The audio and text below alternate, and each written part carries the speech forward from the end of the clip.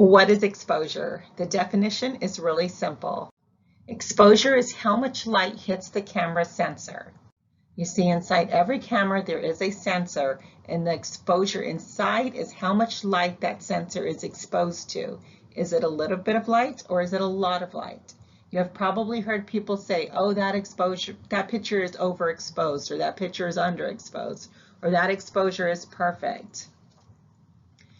On this slide, you'll notice that the building blocks are overexposed. The more the camera sensor is exposed to light, the brighter the images will be. In this slide, you'll notice that the building blocks look to be in a very dark room. This means that the less the camera sensor is exposed to light, the darker the image will be. In this slide, the proper amount of light is hitting the camera sensor, making it properly exposed. In this next set of images, you'll notice which one is overexposed, which one is slightly underexposed, and which one is properly exposed. Let's take a look. Do you see the difference in these three photos? Can you point out which one is overexposed, which one is underexposed, and which one has the proper exposure? All right, so do you know what you're looking at right now? This is a picture of the front of the Hamilton Library. This image is brighter than it should be, so it is considered overexposed. When too much light is allowed during the exposure, the result is an overly bright photograph, as you can see. It is way too bright to a point where it's unpleasant to look at. There is no easy distinguishable detail, and it does no justice to the highlights or shadows of the building captured. Okay, so what if I do the opposite? Instead of letting too much light in, I don't let enough light in. Then you're going to get an underexposed image. One might be considered too dark, which it is. This is a good example. Take a look at the tree in the upper right-hand corner. It is almost black instead of green. The shadows throughout the image are very dark. Only the brightest parts are easy to make out, and of course, it just feels wrong, right? Now, this next image. Now, in this image, you'll notice that the building of the Hamilton Library is right on. This correctly exposed image is one that just feels just bright or dark enough so that both the shadows and highlights are as they feel the most natural and comfortable to look at, meaning that all of the detail is clearly distinguishable and as close as possible to real life. So that tree in the upper right-hand corner, it's green, it's pretty, you can see the shadow, you can see the green part of the green tree over here on the left-hand side. This is a properly exposed image. The proper amount of light is hitting the sensor. Now, if we look at the three photos side by side, you'll see the difference.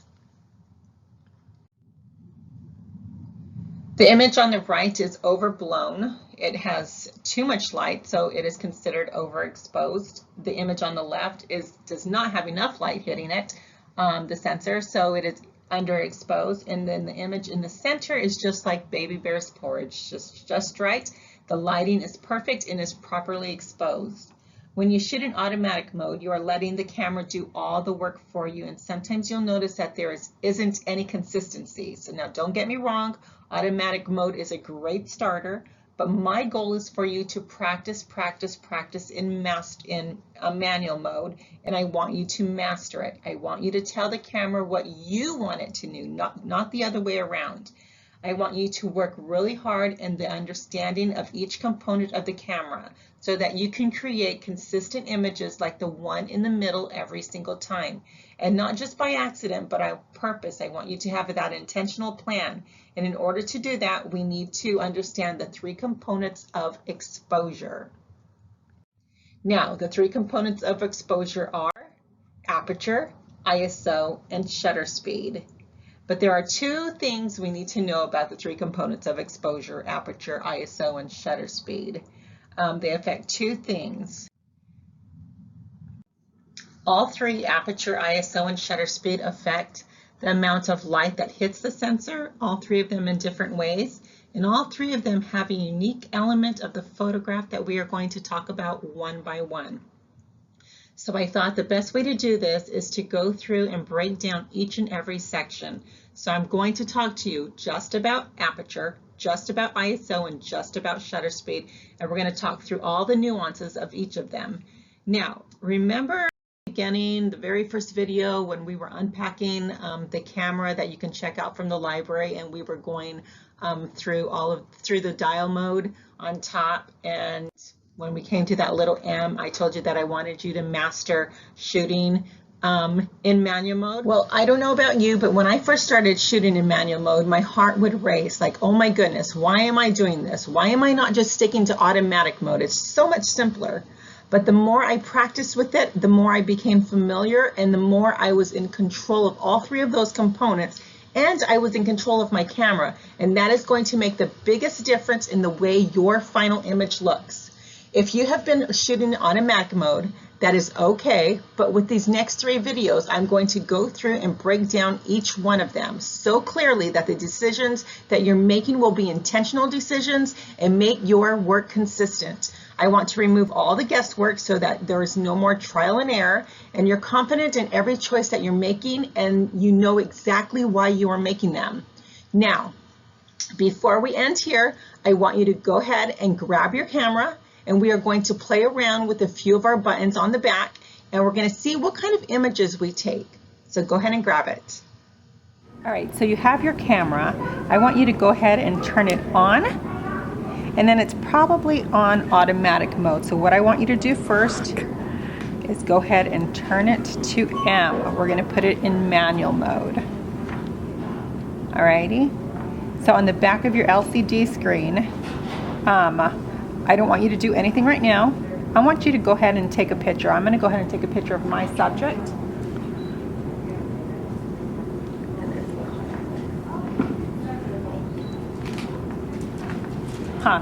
You'll notice this picture. I'm going to go ahead and play it back by pushing this little blue triangle here. So you'll notice that my picture is underexposed. I did not let enough light into the sensor. You can see the windows in the background, but then everything else is super dark. So I'm going to go ahead and press my Q button. Oops. I'm going to press this the shutter button just to bring back this little screen here. So it looks like my shutter speed is 1/250th of a second. My aperture is at 6.3, and then my ISO is at 100. So I'm going to go ahead and just play around with those buttons there. So I'm going to press Q. I'm going to go ahead and change this number by just scrolling right here on top. I'm going to go ahead and change that. I'm going to put it at 5.0. I'm going to go ahead and take a picture. Let's go ahead and practice. So you'll still notice that it is still underexposed. The windows are getting a little bit brighter, but let's go ahead and change some more settings. I'm going to change my aperture. Instead of putting it at a 5.0, I'm going to put it at a 4.5. I'm going to arrow over using my my joystick here. I'm going to select my ISO, and I'm going to bump that up. Let's put it at 800, and then I'm going to go ahead and take a picture and let's see what that looks like.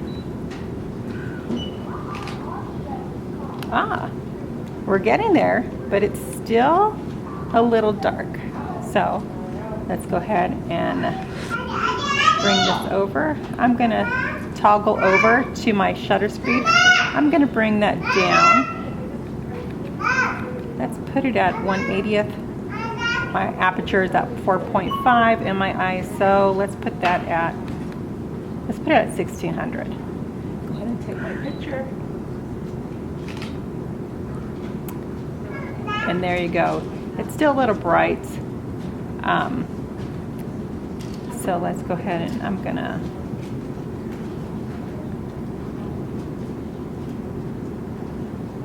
move my, put it at 100. So my shutter speed is at 1/100th of a second.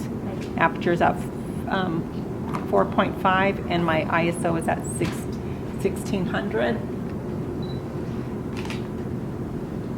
And there you go. So just by moving these little guys up here, you can go ahead and get that picture that you've always wanted. That was great, but wait, there's more that the library has to offer you. Let's go ahead and take a look. So you're going to go ahead and go to your computer and you're going to type in chandlerlibrary.org. That's our website. You're going to go ahead and click on this Research and Learning tab, and then go ahead and scroll down here to Online Learning. You're going to go ahead and click on LinkedIn Learning. It's going to get you here. Go ahead and click on Get Started. You're going to type in your library card number and your PIN number, and you're going to go ahead and click Continue. And it's going to bring up a lot of different courses. So you can go ahead and, in the search tab, go ahead and type in photography. I'm going to go ahead and do that. There's a wide range of different classes that you can go ahead and take, and you'll notice that it'll tell you like how long that class is. So this one right here, creating a photography portfolio, that's going to be 2 hours and 20 minutes. I'm going to go ahead and scroll back up, and I'm going to add exposure to the end of here. Let's see.